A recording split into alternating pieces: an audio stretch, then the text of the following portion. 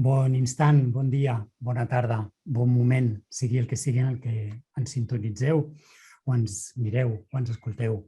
Això és Revolució, un espai radiofònic de Ràdio Cabrera de Mar, on tenim el propòsit de compartir vivències, vides, coneixements, filosofies. I amb aquest propòsit avui ens acompanya un personatge entranyable per mi. Ell és el Pablo Dors. Pablo Dors és sacerdot, és escritor i conta la seva història com més de 20 títols publicats entre novel·les, assajos, traduccions, relats, etc. Però com ni vull perdre el temps amb el nostre convidat explicant la seva vida i la seva obra, si esteu interessats a internet trobareu tot el que vulgueu saber de la seva biografia. A mi m'interessa més gaudir de la seva presència, de la seva conversa i viure aquest moment junt amb ell. Así que, bienvenido, Pablo. Un placer Pues contar un placer estar con vosotros. Muchas gracias por invitarme a este rato de conversación. Gracias a ti. Yo sé que eres un ferviente defensor y practicante de la meditación y me gustaría preguntarte, entre meditación, contemplación, oración y silencio, ¿haces alguna distinción? ¿Es todo lo mismo? ¿O cómo definirías tú la meditación? Bueno, hay evidentemente sus matices, pero yo utilizo, ya lo puedo adelantar, la palabra meditación como sinónimo de oración contemplativa. Es decir, hay distintos tipos de oración. La oración más común es la verbal, la vocal, ¿no? O sea, pues la recitación de plegarias. Luego está la oración mental, que tiene que ver más bien con el discurso, con la lectura de la Sagrada Escritura, con el examen de conciencia, en definitiva, con la utilización de la mente. Luego está la oración afectiva, ¿no? Que tiene que ver más con los sentimientos, emociones, pues la acción de gracias, la petición, la intercesión, ¿no? Y por último está la oración contemplativa, que tiene que ver más con el silencio, ¿no? Yo esta meditación o esta oración contemplativa la suelo definir como por etimología. La palabra meditatio del latín significa estar en medium, permanecer en el centro. Entonces, meditar es una peregrinación a nuestro centro. Normalmente estamos dispersos, estamos distraídos, estamos fuera, y es un retorno al hogar, ¿no? Y esto se hace por respiración de respiración, en una posición de quietud y focalizando la atención, pues o bien en una palabra o bien en un punto del cuerpo. En realidad es así de sencillo. Bueno, sencillo si tenemos cierta práctica, ¿no? Porque he escuchado a mucha gente, ¿no? Que decir, yo es que quiero meditar y llevo 15 días sentándome 10 minutos y no me quito la tortilla de patatas, que sé que es un ejemplo que sueles usar mucho en tus charlas, ¿no? No puedo quitarme la tortilla de patatas o la compra que tengo que ir a hacer de aquí a un ratito. ¿Cuáles serían tus consejos en la iniciación a la meditación? Bueno, en realidad yo reitero que lo que es aprender a meditar realmente es sencillo, en el sentido de que las consignas son muy elementales y todo el mundo las puede poner en práctica sin especial dificultad. Ahora bien, es cierto que en el camino nos encontramos resistencias y por eso se hace muy difícil, porque en el fondo, como he dicho en multitud de ocasiones, el problema no es meditar, sino querer meditar, no querer encontrarnos con lo que somos, ¿no? Lo primero que nos encontramos cuando nos sentamos en silencio y en quietud es con las molestias corporales, porque no estamos acostumbrados a estar quietos, y sin embargo la quietud reduplica el silencio. Es decir, que uno está mucho más atento, mucho más silenciado cuando está quieto, ¿no? Hasta el punto de que se puede decir que la quietud es el silencio del cuerpo. Entonces, si quieres acceder al silencio de la mente, primero tienes que aprender a quedarte quieto, ¿no? ¿Cómo se aprende eso?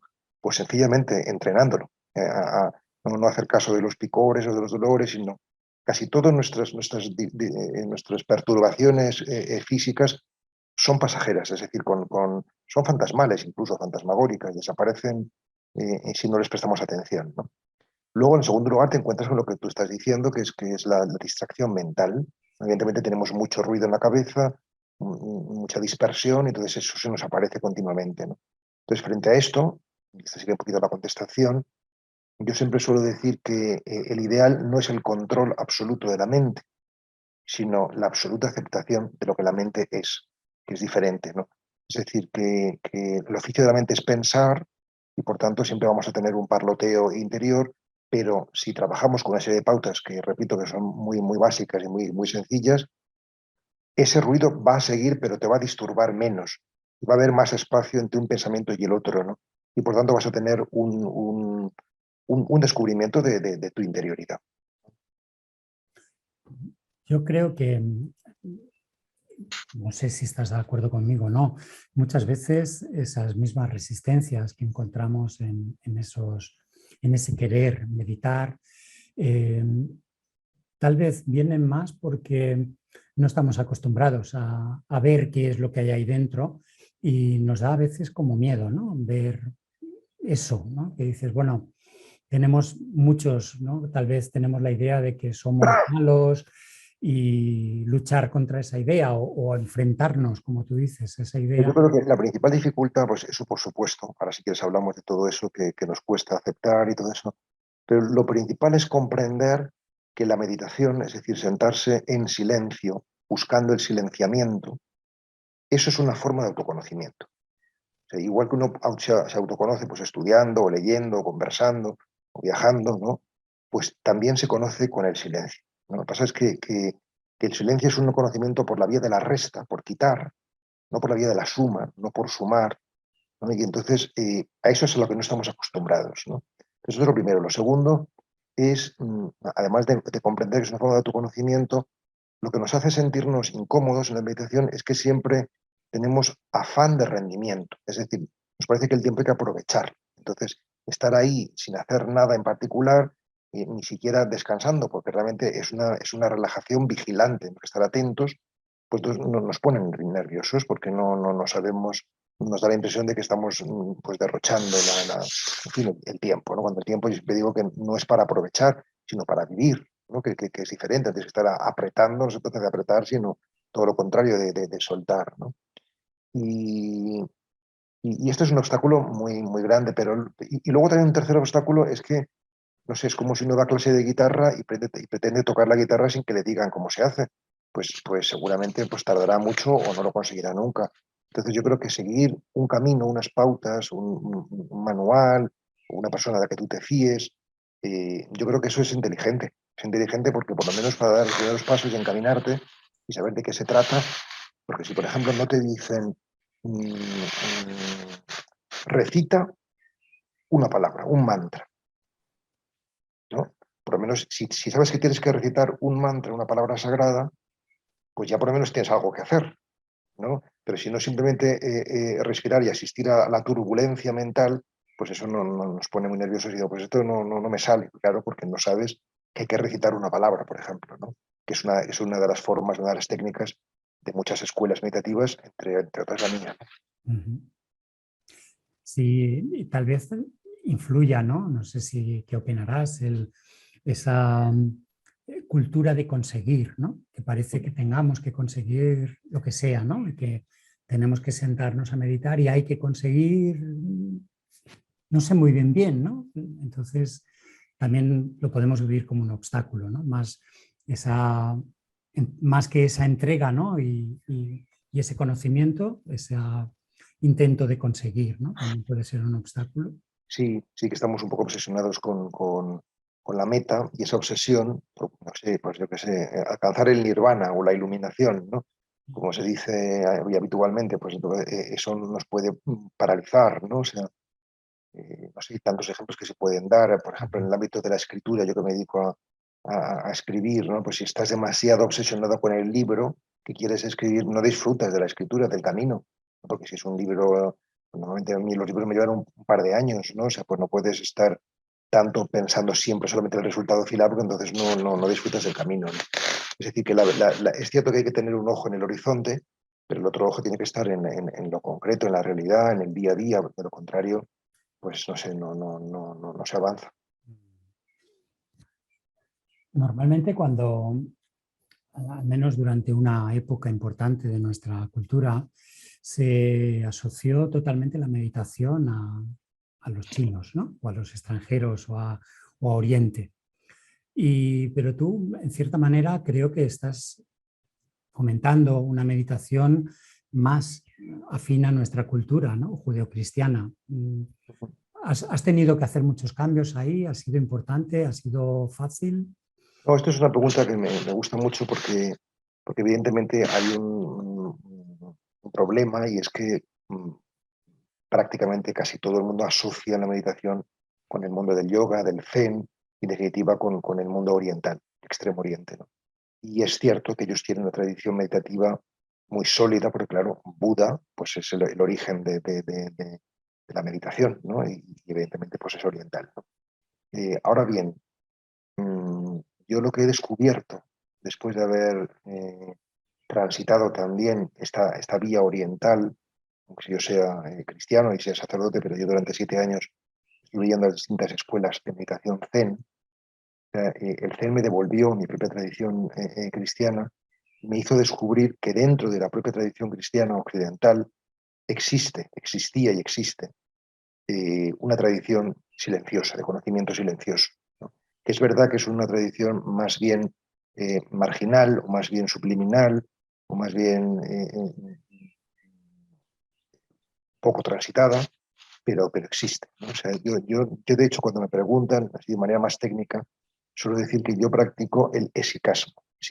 Esiquía es una palabra griega que significa búsqueda de la paz por medio de la quietud.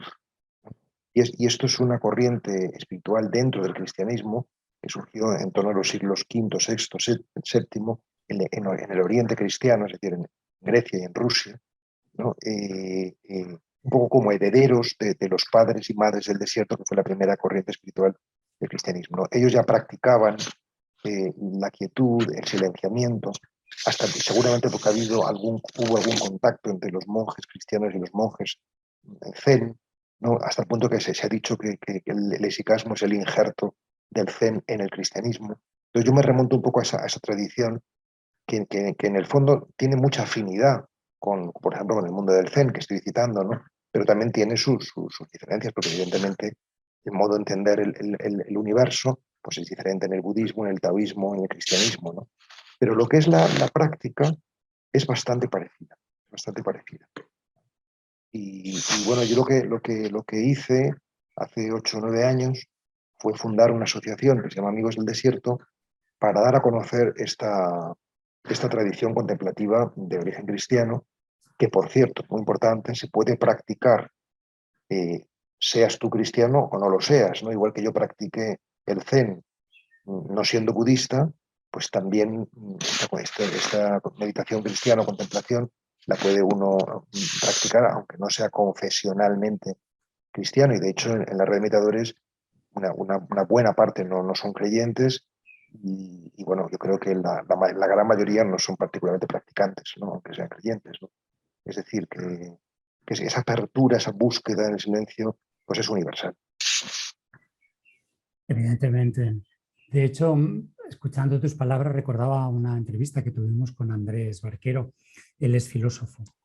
Y fue curioso, ¿no?, ver qué paralelismos en el tiempo habían entre la antigua Grecia o las corrientes filosóficas de China, el taoísmo, que muchas, incluso el inicio de la vida y el inicio de muchas cosas eran tremendamente similares, ¿no? Tal vez por esta sabia palabra, ¿no?, de que todos buscamos, todos tenemos ese anhelo de paz o de luz, o de, ¿no? Todos, como tú decías alguna vez que te he oído, ¿no?, todos a veces renegamos de nuestras raíces, pero cuando tenemos un anhelo profundo, todos miramos al cielo, ¿no? Claro, claro. Yo suelo poner el ejemplo de los padres, ¿no?, biológicos. O sea, cuando tú eres adolescente o joven necesitas independizarte, ¿no?, y autoafirmarte, y te vas de la casa de tus padres, haces tu vida, y eso está bien, ¿no? Pero también, si vas creciendo y vas madurando, pues al final, de alguna manera, te reconcilias con tus padres. No significa que des por válido todo lo que ellos te han dado, pero eres agradecido, y en fin, incluso les acoges en tu casa, ¿no?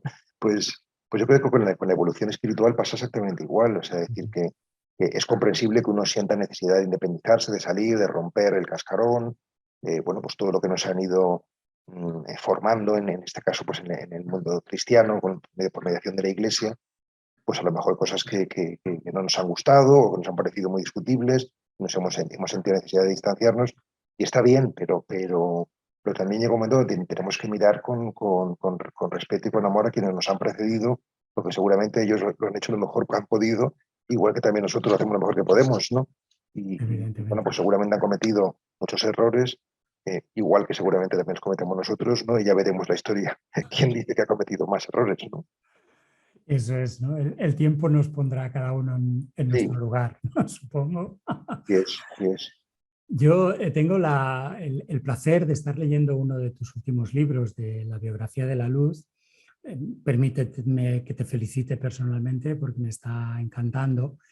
Y Me alegro mucho, ¿sabes? sí, sí, la verdad es Me que alegro sí. mucho porque ha sido un libro que realmente he invertido muchísima energía, muchísima fuerza.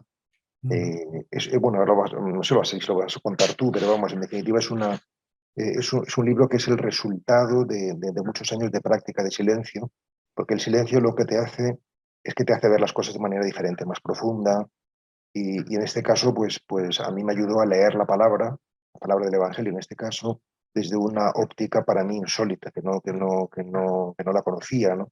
Y eso es lo que he querido compartir. Y esa óptica consiste fundamentalmente que mi ojo no está puesto en el Jesús histórico, en lo que sucedió o dejó de suceder hace 2 milenios, ni tampoco en el Cristo de la fe, es decir, en lo que los cristianos creemos o dejamos de creer, ¿no? Sino más bien una lectura que yo llamo mística, pero se puede llamar sapiencial o existencial, no sé, y consiste en Cristo como arquetipo del yo profundo, ¿no? Es decir, esto parte de la intuición que tuvo el famoso terapeuta vienés Jung, que dijo que todo lo que sucede en la vida de Cristo sucede siempre y en todas partes. Esta es la cita inicial de Biografía de la Luz. Y con esto lo que estaba indicando es que de alguna manera la vida de Cristo es como una plantilla o una rejilla desde donde poder entender nuestra propia experiencia, ¿no? Vital, ¿no? Y es muy iluminador porque entonces descubres que la palabra de Dios, el Evangelio y demás, pues no está hablando de otros, que a lo mejor también habla de otros, pero eso no es la cuestión, sino que habla de ti, ¿no? Y no habla de cosas que sucedieron fuera, sino cosas que te pasan dentro, ¿no? Y por eso hablo del Evangelio como mapa de la conciencia y del texto sagrado, en este caso de esta tradición, como una posibilidad de iluminación en fin, un faro de luz para todas las personas, con independencia de que sean más o menos creyentes o agnósticas. Sí, sí, evidentemente. No, no voy a contar el libro porque me gustará que cada uno lo lea y saque sus propias conclusiones o su propia experiencia de ella, ¿no? A mí lo que más me está llegando de tu libro, sobre todo, es esa visión nueva de los textos del Evangelio, ¿no? De esa, interpretarlo todo de esa metáfora silenciosa, ¿no? De ese camino al desierto tan hermoso del que hablas, ¿no? En ir al desierto, a ponernos a prueba o a descubrirnos, ¿no? En ese... Yo creo que el libro, más allá de que lo haya escrito yo, o sea, es un arsenal, es una mina para la reflexión personal. O sea, es decir, que Eso tú es. lees una de las, son como 105 unidades, ¿no? 105 reflexiones, y cada una de ellas pues abre un horizonte, ¿no? Pues lo que sea, la amistad, la muerte, la enfermedad, la tradición, el nacimiento, el miedo, o sea, son los grandes temas de la existencia, ¿no? Entonces, bueno, ofrecer pistas bueno, para la reflexión y para la evocación, ¿no? Para entrar en ese paisaje, ¿no? Y no sé, yo creo bueno, me está llegando muchísimos mensajes de personas que les están ayudando, y pues para mí es una alegría, como es natural, ¿no? Es normal, es natural. Yo te digo, es un libro de estos que lo lees y dices, lo voy a dejar un par de días aquí porque necesito que esto Sí, sí, madure o se digiera sí, es un libro para leerlo despacio. Sí, sí, sí, evidentemente, ¿no? No se Evidentemente. puede. La anterior que escribí, por ejemplo, se llama Entusiasmo, es una novela y es exactamente lo contrario. Es un libro que lo puedes leer, no es que no solamente que lo puedas leer muy deprisa, sino que pide ser leído muy deprisa, porque lo que importa es el vértigo de la acción, ¿no? De las cosas que pasan, de los sentimientos, las emociones, ¿no? Y en cambio es un libro más sobrio, en el sentido de que es más enjuto, menos emocional, aunque te pueden despertar también emociones, ¿no? Pero es un libro, digamos, como un sendero para que lo vayas transitando en la medida en que tú lo vayas deseando, ¿no? Sí, sí, sí. Pues permíteme que te vuelva a felicitar. Bueno, muy amable. No te diré que lo estoy deseando acabar, porque como tú muy bien decías, estoy disfrutando tanto el camino que me importa poco Qué bueno, finalizar. pues muy amable. Me alegro mucho.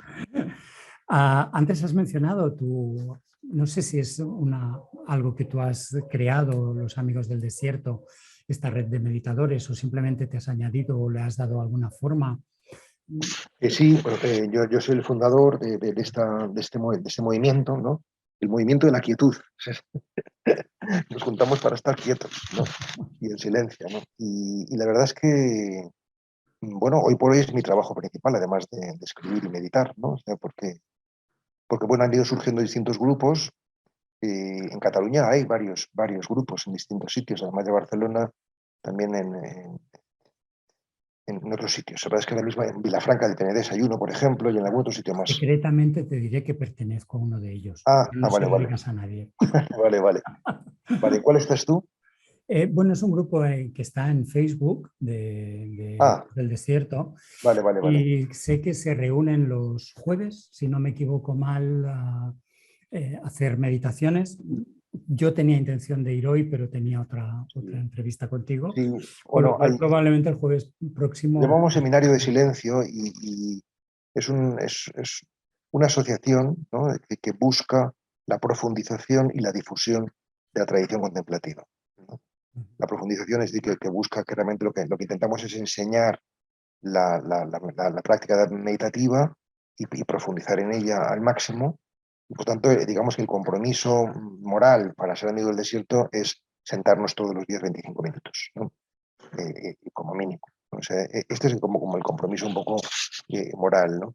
Y lo que hacemos es dar retiros de iniciación para enseñar un poco lo que es un fin de semana en distintas partes de España y a partir de ahí, ¿no? Que ya es como el pistoletazo de salida, pues la gente aprende esta práctica y se reúne para reforzar, porque lo importante es que cada uno lo haga personalmente en su casa, ¿no? Pero como tendemos a claudicar si no estamos apoyados por otras personas, sobre todo en los primeros tiempos, ¿no?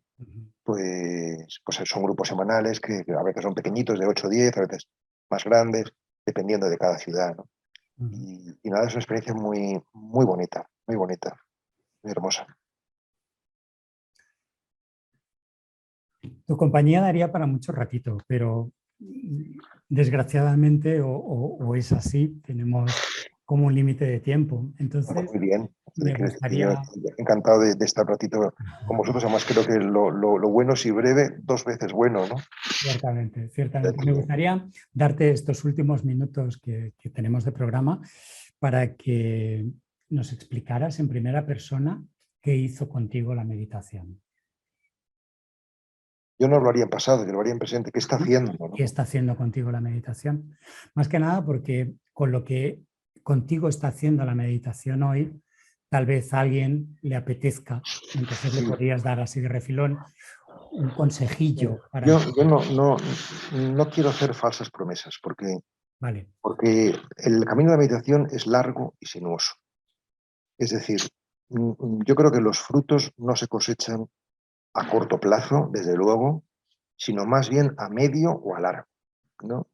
Es decir, que es como una inversión de futuro, es como una inversión de futuro, ¿no? Con esto quiero decir que yo he tardado bastante en darme cuenta de algunos frutos, ¿no? Y claro, ahora en este momento de mi vida me siento muy contento porque veo muchos frutos, pero durante mucho tiempo he caminado por el desierto. Es decir, con mucha sed y bajo el sol de justicia y pasando frío por las noches y lo que es el desierto, ¿no? Es decir, que no llegas, o si queréis la metáfora de la montaña, o sea, no llegas a la cima, es donde distingues el panorama hermoso antes de recorrer toda la ascensión, ¿no? De todo el ascenso que supone pues ir dejando el equipaje detrás. O sea, es un proceso de purificación, de dejar lo anecdótico, lo circunstancial, ir hacia lo esencial, ¿no? creo que aunque sea un camino largo, en definitiva es largo como es el camino del amor, el camino de la vida. O sea, tú no amas a alguien de la noche a la mañana, sino que después de 20 años de matrimonio, por ejemplo, o de relación de pareja, pues dices, esta es una historia de amor, ¿no? Nos hemos mantenido juntos a pesar de las dificultades, de las disensiones, no solamente juntos, sino que realmente nos hemos ido conociendo, nos hemos ido respetando. Es decir, una historia de amor se construye día a día, a lo largo de toda una vida, ¿no? Pues con la historia de amor con uno mismo o con Dios, si uno es creyente, que es la meditación, que es una historia de amor a uno mismo, ¿no? Pues también pasa lo mismo, ¿no? Y yo creo que los frutos principales son la paz, el amor y la alegría, por ese orden. Que por otra parte son los frutos que nos deseamos en la Navidad, ¿no? Que tenga mucha paz, mucha alegría, mucho amor, ¿no? O sea, es decir, lo primero que se va consiguiendo con el tiempo es estar en paz contigo mismo. Lo segundo es que vive relaciones saneadas, relaciones de ida y vuelta, de dar y recibir. Eso no puedes vivir una historia de amor, no puedes tener relaciones buenas con los demás si no estás en paz contigo mismo.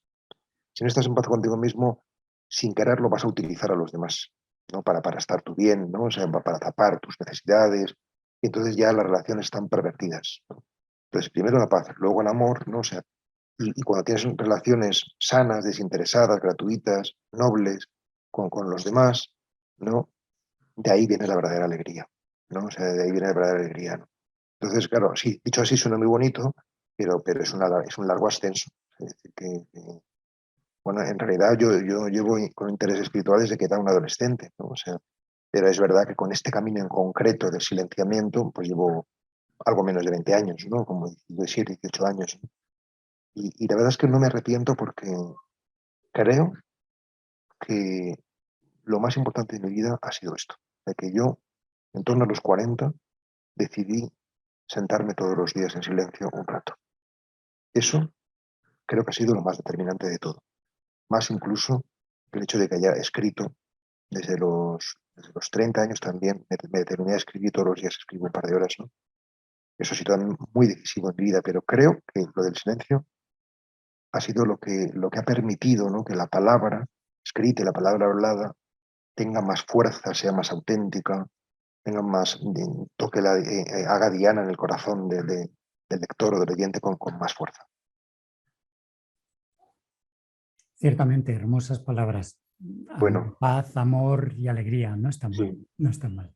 El Sí, regalo. lo importante es que no son, o sea, como que no deben ser simplemente ideales, ¿no? Sino que realmente aquellos que nos escuchan, quiero decirles que se puede vivir en paz, se puede vivir en amor y se puede vivir en alegría. O sea, que esto no es un mero ideal, sino que puede ser y debería ser una realidad para nosotros.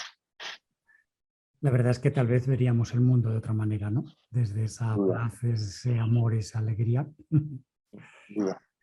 Pablo, muchísimas gracias. Un placer y un honor tenerte aquí Oye, pues un placer ha sido mío. este ratito. Sí, Y ya sabes dónde está tu casa, con lo cual si muchas algún gracias. Y día aprovecho te para... aburres y te Sí, apetece volver a venir, muchas gracias. estarás invitado siempre. Que... Aprovecho para transmitir a todos los que nos escuchan pues un abrazo y mis ánimos, si es que alguno de ellos ya está con el gusanillo de sentarse en silencio a practicar la meditación. Ojalá, ojalá así sea, Muy así bien, sea. pues un abrazo a todos. Otro abrazo a ti, grande. Doncs, amics, un plaer haver compartit amb vosaltres aquesta estoneta amb Pablo. No sense abans agrair-vos la vostra col·laboració, la vostra atenció, perquè, com sempre us dic, sense vosaltres aquest espai no tindria cap sentit. Recordar-vos de la mateixa manera que tenim aquest mail a la vostra disposició perquè ens feu arribar els vostres comentaris, les vostres opinions, els vostres neguits, els vostres desitjos i els llegirem tots i donarem resposta a tots ben segur. El correu, el mail és reevolució.radiocabrera@gmail.com. Moltes gràcies a tots i ens veiem la setmana que ve.